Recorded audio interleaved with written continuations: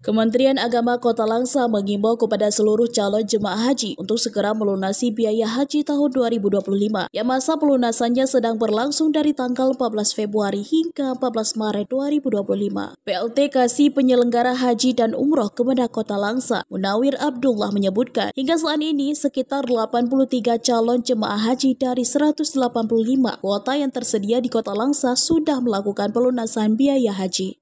Pelunasan biaya haji untuk saat ini kita sedang berlangsung mulai tanggal 14 Februari beberapa minggu yang lalu sampai batas akhir nanti untuk tahap pertama itu tanggal 14 Maret 2025. Kemudian untuk saat ini kuota jemaah haji Kota Langsa kita sekitar 185 orang yang sudah melunasi, itu ada sekitar 83 orang jamaah atau persentase 45%.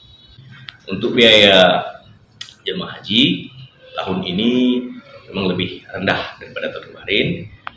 Pada tahun ini jemaah haji menyetorkan sekitar Rp46.922.323. Sebelumnya di tahun yang lalu hampir mencapai 50 juta, itu 49 juta sekian.